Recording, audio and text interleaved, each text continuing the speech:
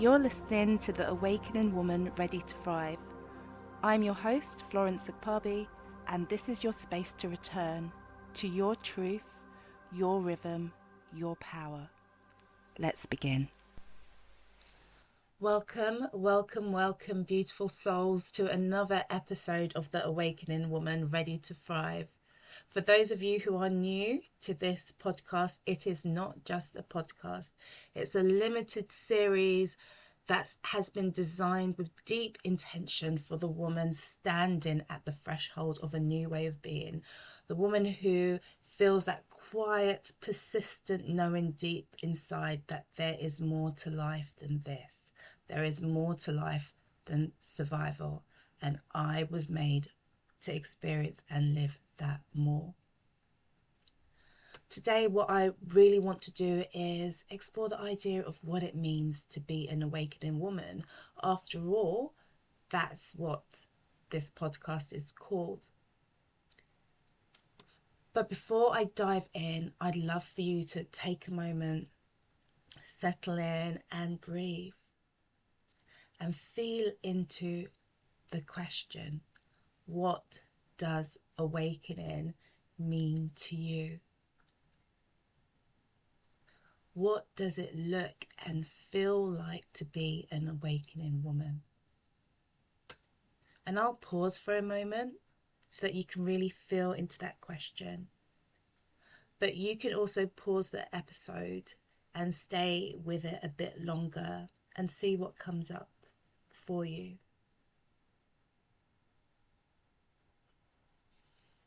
Because here's the thing, we each carry our own understanding of what awakening means, but I can bet good money that understanding has been shaped by the definitions, views, opinions, thoughts that are already floating around out there, especially in relation to spiritual or personal development lens. So I want to explore both of these viewpoints around awakening a bit more before I dive into more deeply my own understandings when I talk about what it means to be an awakening woman, and when I talk about awakening, what this means to me. So let's start with the spiritual lens. As I mentioned previously, and I do write about on my Substack, I have come from a Christian background, and I have been deconstructing for quite a number of years on a conscious level. I would say maybe from around 2019, 2020, when I gave birth to my daughter, I really became aware of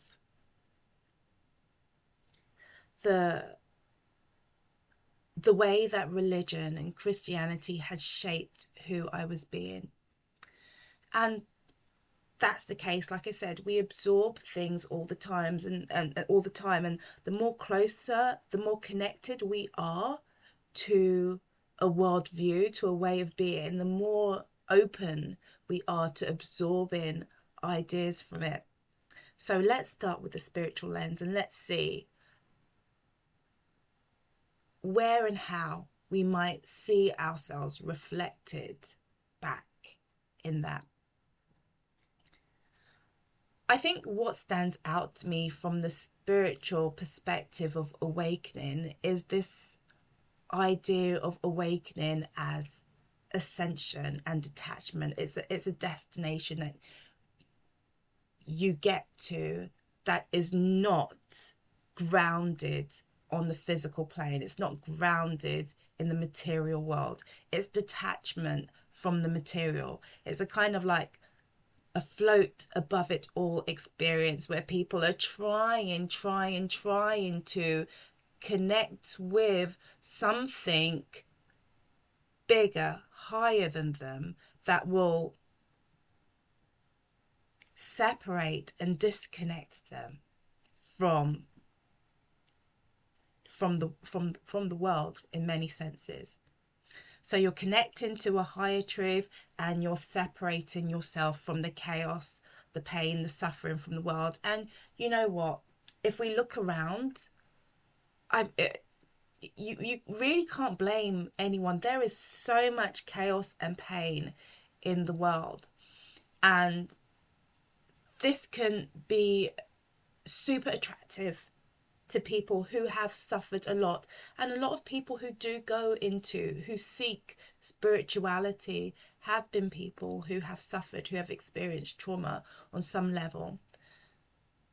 And so within this idea of spiritual awakening is this striving, this pursuit of becoming non-reactive, to being zenned out and blissful, to be in a state of peace. Like, just think about, like, maybe a monk on a remote mountaintop. Are all mountaintops remote? Probably. Never climbed one, not really. And you're just vibrating at a higher frequency. And there's lots of talk about enlightenment and leaving the ego behind. So there is just this sense of being above it all. And it offers this hope of serenity and this hope of peace, like I said. And, you know, it can feel like a really beautiful destination to try and reach. But a big problem with it is that it can also feel so disembodied. So disembodied. It disconnects us from the human experience, the full human experience, the terrain of love and joy, and yes, of grief and suffering. And I invite you to look in yourself. And as I said, I came from a Christian background, and I see this reflected within Christian theology as it's taught. And I'll talk a little bit more about that in a bit. But for yourself, I invite you to think about whether your understanding of awakening has included any of these aspects at all, and your relationship to those aspects.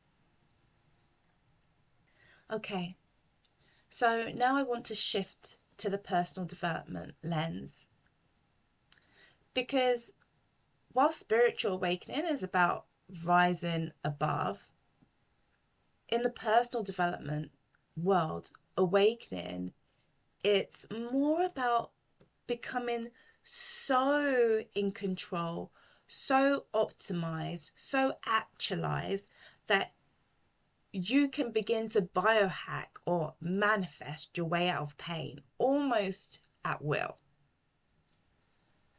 Awakening becomes something that you can measure through alignment and success and income. And this is especially true within the coaching world. There's this talk about you're not living the life that you want because you're not aligned enough. If you were more aligned, then you'll have the success, you'll have the things that you desire. So you become the problem. And all this really does, it creates striving in a different way. So it's like, it's still hustle, it's still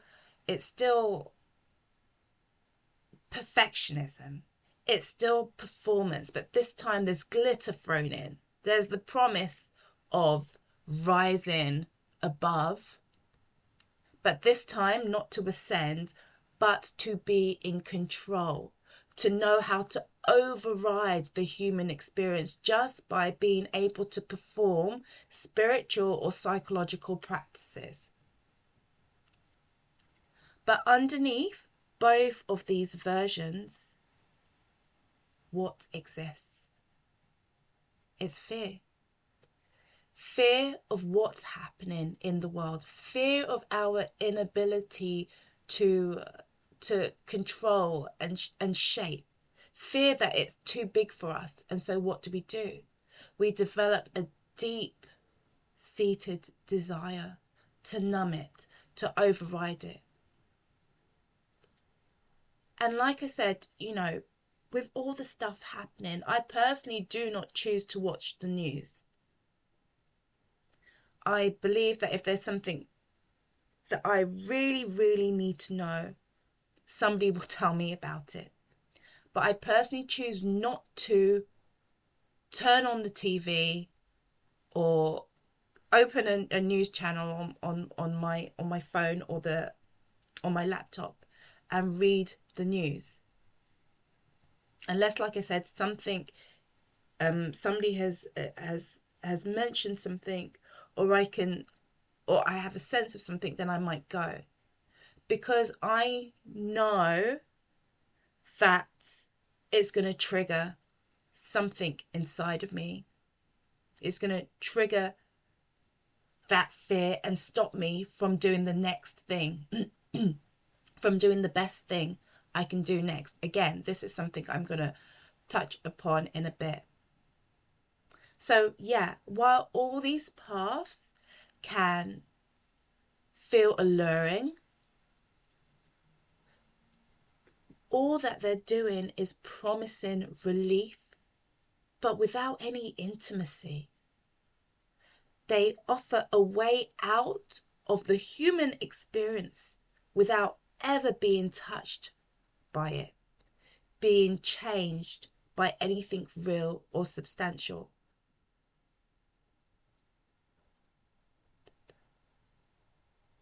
But true awakening, it doesn't numb. There's a sense of awareness. Even as I said, I don't voluntarily watch the news every day. I know that there are people who do, and then they really get dragged into that place where, they're just living from fear, and then they go into the mode of wanting to detach themselves from it. And it's not that I'm trying to numb myself. There is awareness of what's going on at a macro level, rather than getting drawn into the individual moments that are coming, and they continue to come, and they will continue to come. My focus remains on how can I become someone who can make a difference. So true awakening, it doesn't numb. It remembers. And yes, that remembering, it can feel painful. It remembers the truth of who we are. That we are not just cogs in a machine, not just products of a broken blueprint. We are more, and we can do more when we don't get drawn in. We wake up. We wake up to our power, to the power that we each have to change the shape of our own lives through choosing differently, and the power we have to change the shape of the world through our choices and actions. And this is what I was alluding to. My choice to not watch the news isn't because I want to disconnect, but I want to remember my power to choose and make a difference. And I've personally found that when I'm absorbed and distracted by the news, I forget that power that I have. And I contract into fear. Popular definitions of awakening, they don't make space for this kind of serenity, because they center fear, not freedom. And by serenity, I really mean the ability to say, I can see now. I can see clearly now. And I believe I can do something about it. To me, that's awakening. The moment when we can say, I can see, I'm aware of what's going on in my life on a kind of community and societal level, on a global and ecological level, and I believe I can do something about it.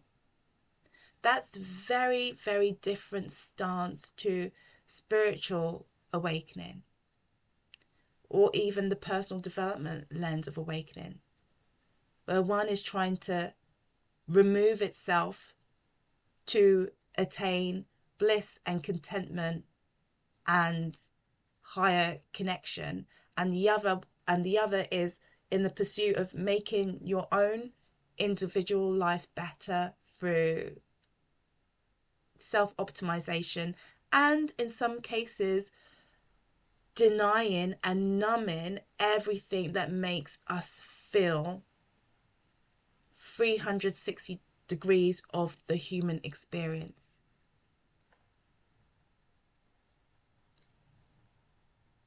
The awakening that I'm talking about, it doesn't mean that we're not scared.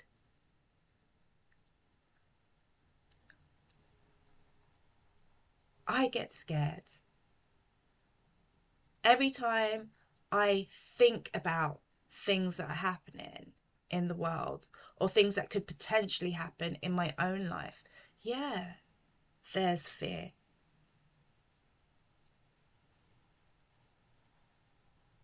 And it doesn't mean that we have all the answers because we're connected to higher consciousness or knowing, and therefore we feel safe because we're certain and we have control.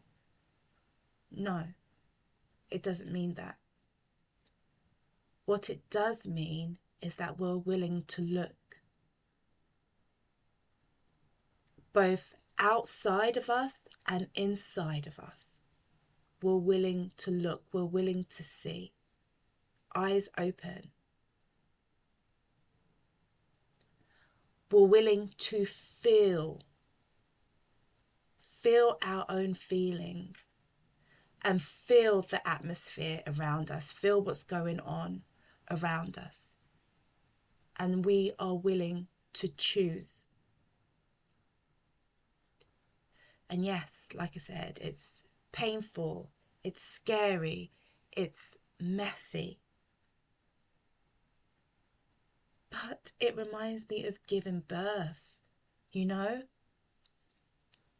Like,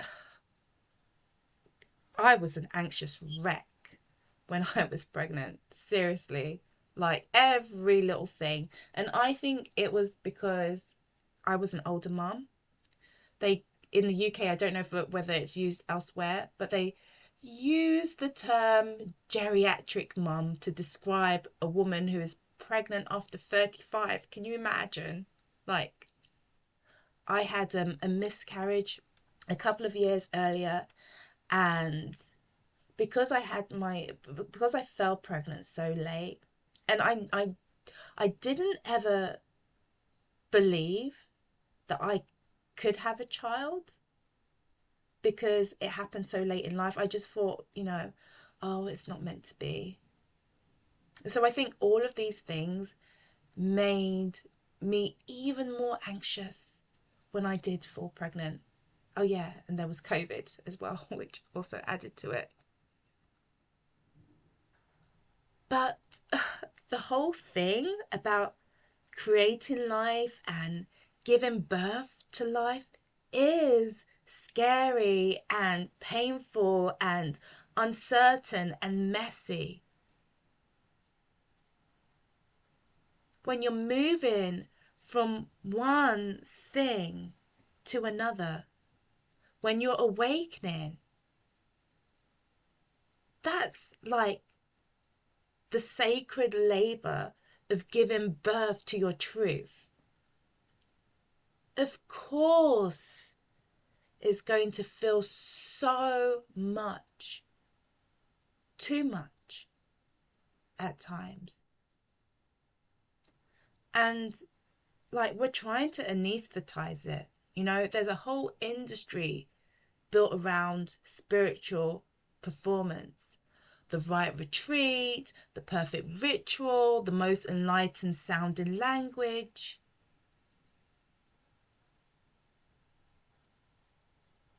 And if we're not careful, we'll get so caught up in all of this that we'll miss the essence of the fact that the human experience is designed for us to feel, to look, to choose, to be, to become. That's the essence of it. And the blueprint that we're in, it numbs us to that. And it offers us escape exits, escape hatches. And like I said, I've seen this in religion too. Like, there are so many scriptures, so many teachings. Like, you go to church, you turn on like a religious TV channel or station, whatever. There are the scriptures that preach forgiveness and turning the other cheek no matter the context or the trauma. And it's always the quote unquote weaker person who remains the victim. There's the call to count it all joy and be content in your lot, regardless of circumstance. That forces you to swallow back any grief, rage, doubt, fear you feel, confusion, uncertainty, and shames you for those very, very, very human emotions.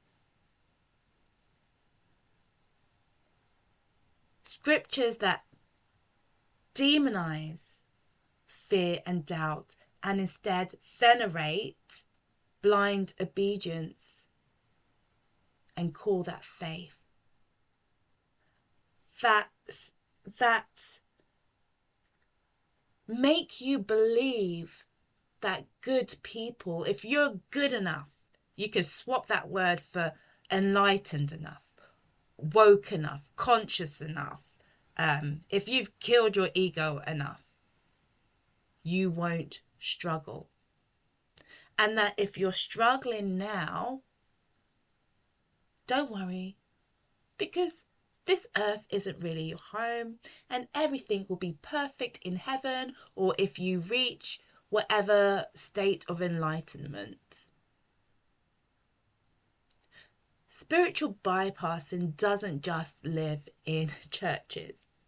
It shows up in wellness spaces too, just with different language. That's your ego talking. So kill it. Kill off your ego. Don't ever listen or feel or whatever. It's an illusion. Just raise your vibe.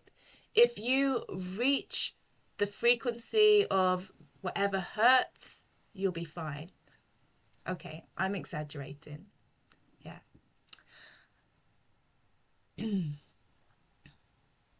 On one hand, we're told we're already whole. But on the other hand, we're invited into an endless self-fixing loop to become what? More whole?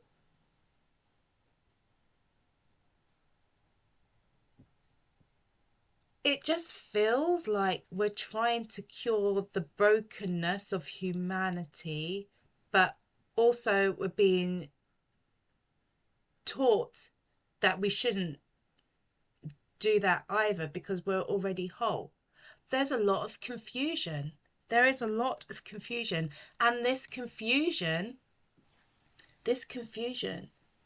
is what can be distracting, is what can keep us stuck. And I read a Substack piece a couple of months back that critiqued this very thing, saying that healing itself is a trap, a system that distracts us from our power. And yeah, it is. A part of me can definitely agree with that. It's so easy to buy into the idea that we should somehow be perfect and we should attain a certain level of functioning, and if we're not there yet, then we need to improve ourselves. So we get stuck in an endless cycle of self-improvement. We believe that our pain means that we're flawed and that perfection is the only measure of arrival.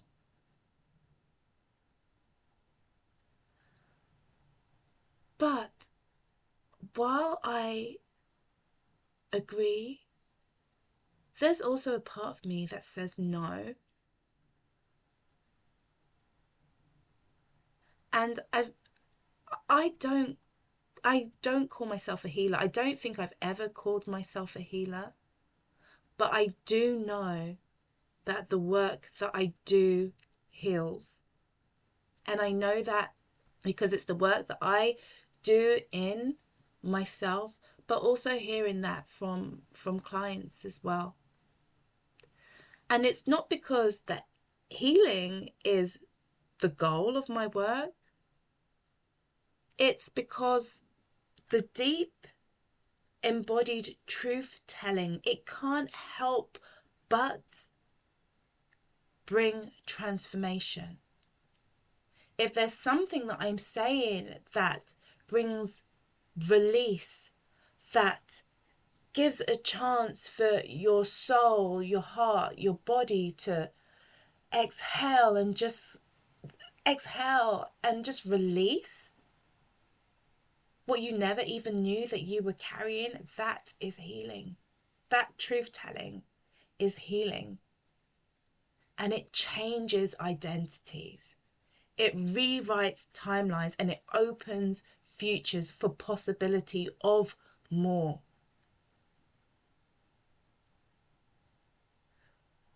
We don't need to throw out healing altogether. Because if we do, we deny our own humanity. We deny the very forces that have shaped us into being who we are. If I deny that my experiences in life have shaped me, all I'm doing is I'm gaslighting myself. How can I be the fullest and the best version of myself? How can I do the work that is within me to do if I'm not even honest with myself about my own truth, about the things that have shaped me?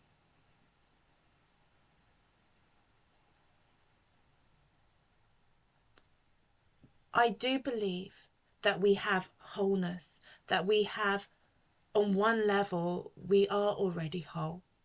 But I also believe that we carry real pains, real patterns, real wounding from living on a human level in relationship with brokenness that is all around us, both within and without. Our nervous system still remembers. Our mind reacts.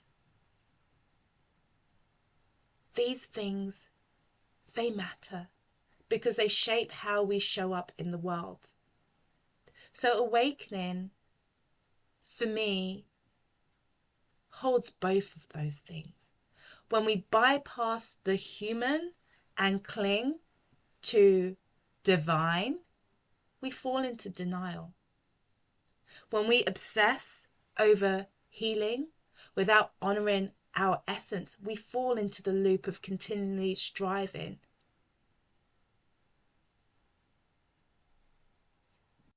And this was why I created the Awakening Path, my one-to-one sacred container, because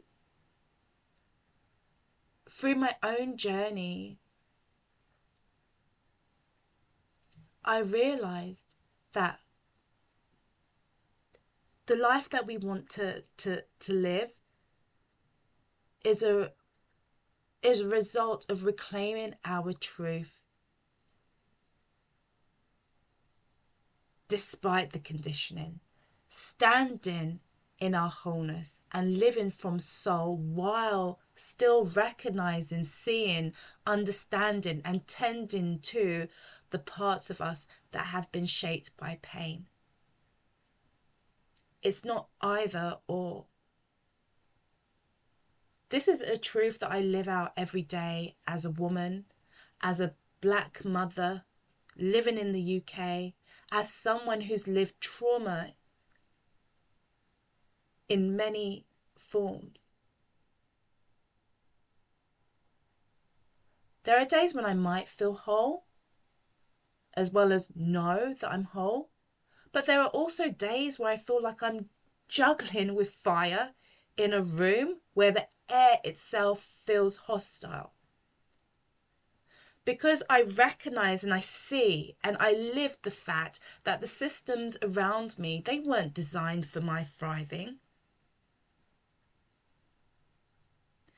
Those systems, they don't just overlook my wholeness. They profit from me forgetting it. And so what do I have to do?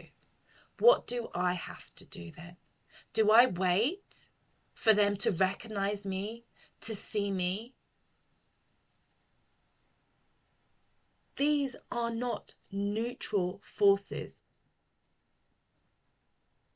They are designed to fracture, to create disassociation. But yet, I am truly sovereign. We are truly sovereign when we can feel both the weight of those systems and the truth of our own dignity.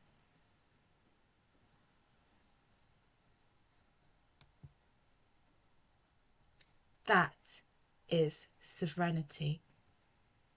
And that is the realm of the awakening woman, because she sees. She doesn't bypass her humanity. She meets it. She doesn't try to escape the system. She sees it for what it is. She sees through it. And from that vision, her sacred vision, she begins to create. She gives herself permission to create from her truth. Because awakening is not just about waking up. It's about embodiment. Living what you now know to be true.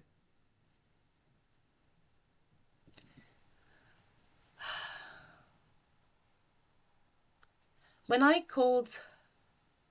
renamed my Substack towards Embodied Living, I did so without a full realization or understanding of what embodied living actually meant.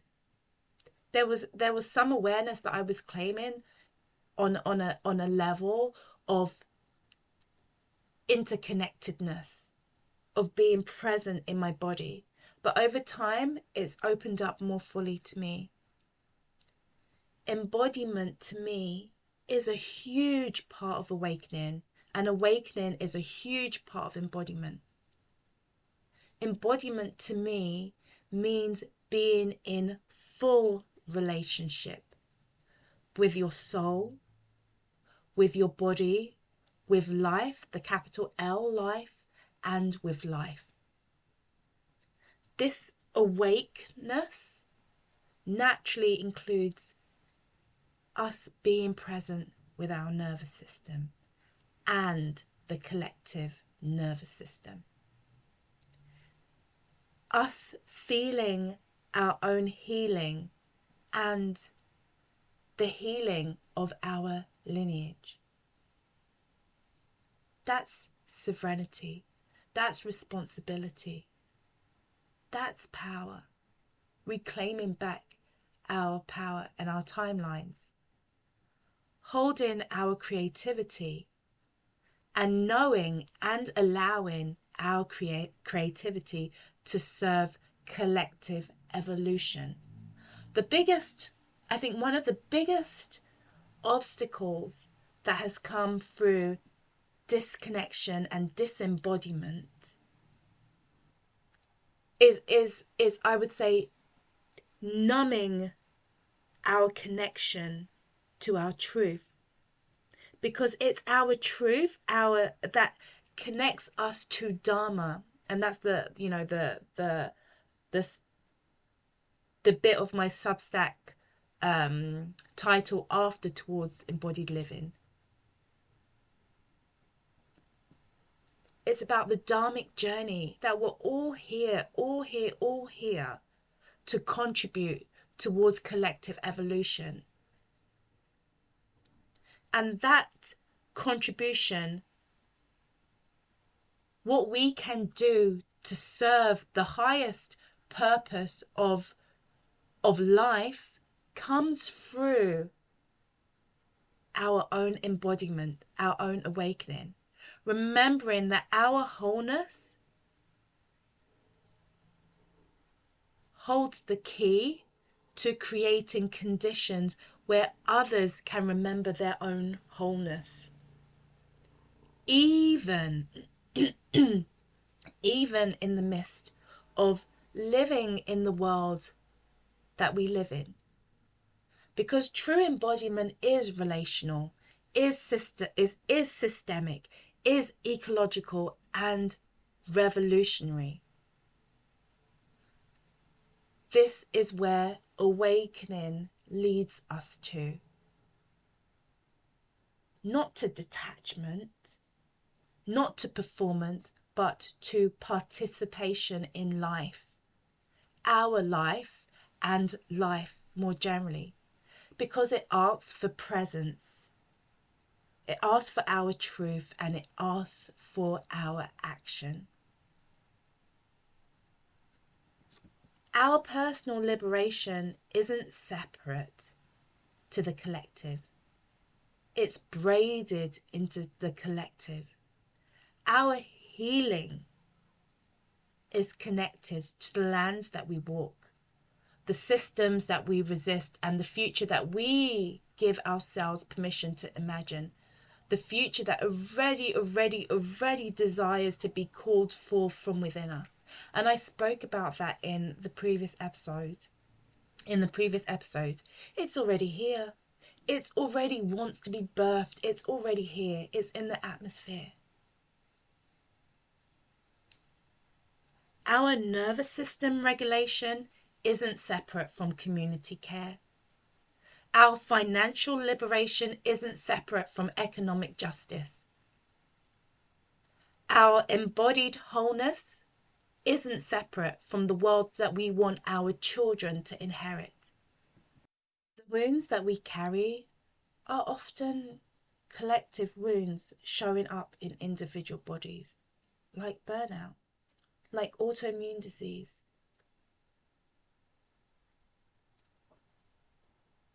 And true healing means tending to both the personal wound and the conditions that created it.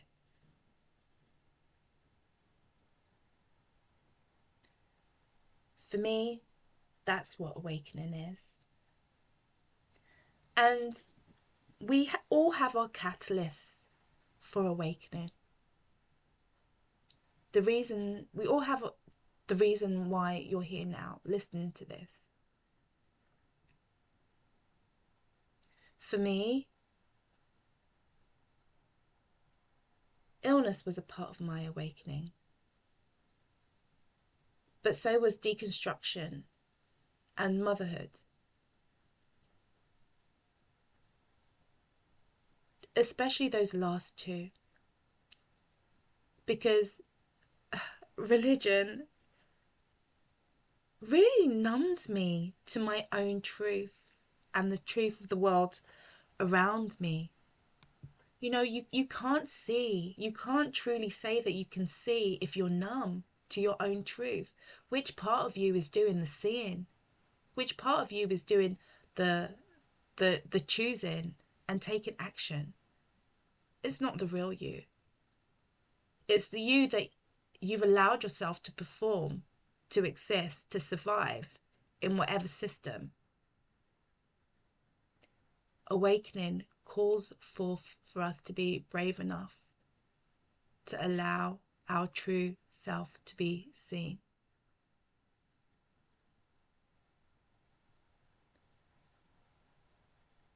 And this remembering, I really saw the feminine play out in this. And I remember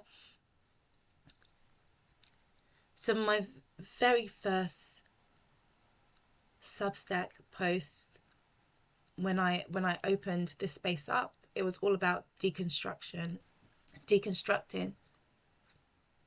Some of my very first posts were to the divine feminine, to the mother, to the feminine. And yeah, the feminine within me really led the way, opened me up to my intuition, to my truth. It held space for me and helped me to trust and nurture what wanted to emerge. Just really a safe container, a safe space. But we also require a different energy. I've come to realize that to create the world we dream of, we also need the sacred masculine. Because the masculine creates structure, direction, and protects. And I do believe I spoke about this on a previous Substack post. I think it's called Where Water Remembers. I spoke about how I was being called to integrate the higher masculine or the embodied masculine, and how that's difficult for me, how that was particularly difficult for me at that time because of the kind of relationships I've had with men in my life, and also the way that I've also internalized misogyny and the conditioning, the patriarchal conditioning as well.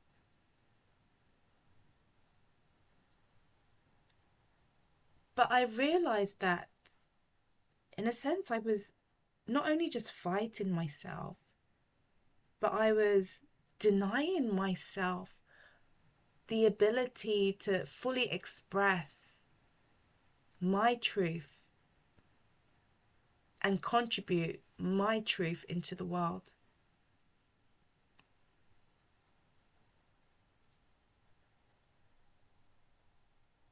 For me, when I finally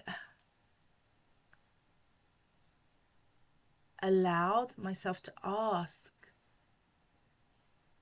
what the masculine could possibly feel and look like to me, funnily enough, the image that came back to me was Jesus. And as a deconstructing Christian, that's so interesting to me. Because I realized that Jesus stopped being a religious figure a long, long time ago, somewhere over the years. He became much, much more to me. He became the image of what the sacred masculine, the higher masculine looks like.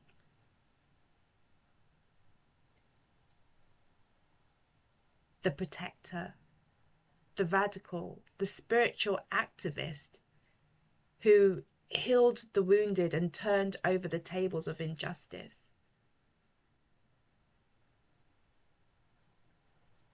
And what would it mean for me to integrate this type of energy?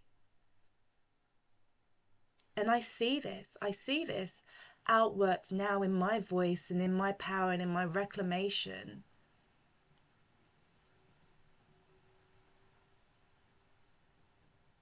I can feel where the feminine holds and feels, but I can also have this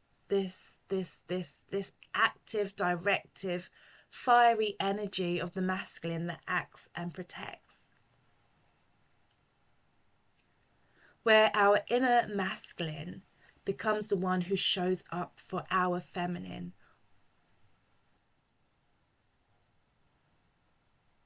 Awakening, I believe that awakening is an invitation to return to wholeness. And this is not, I repeat, not about perfection.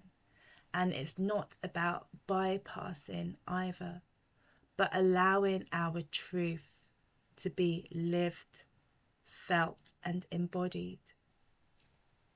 Now that I've shared all of this, what does this actually mean for you, for me, as women learning to awaken to our truth so that we can live and thrive instead of survive?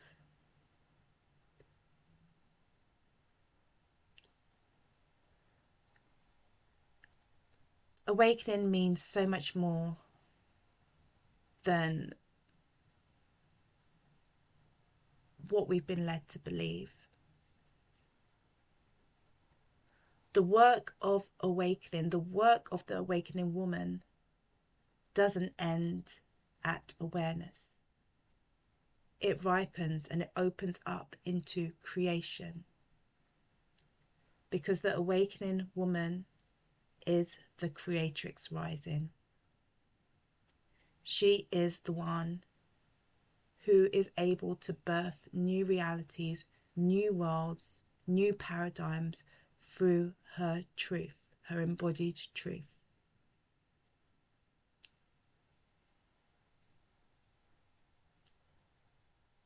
If this has spoken to you and you're ready to live and thrive in a way that allows for authentic and vital expression beyond conditioning, then maybe the awakening path is something that will call to you and speak to you. And if you know you have a message to share, a truth to speak, a creation to birth, then possibly your next step is creatrix rising. You've been listening to the Awakening Woman Ready to Thrive. If you've enjoyed this episode, I'd love for you to take part in our special launch giveaway. You could win a spot in either the Awakening Path or Creatrix Rising, and everyone who enters will receive a beautiful thank you bundle featuring resources and gifts from incredible women across my community. Entering is simple, and all the details are in the show notes. And if you'd like to contribute a resource to the thank you bundle or support the podcast in another way, just reach out. I'd love to hear from you.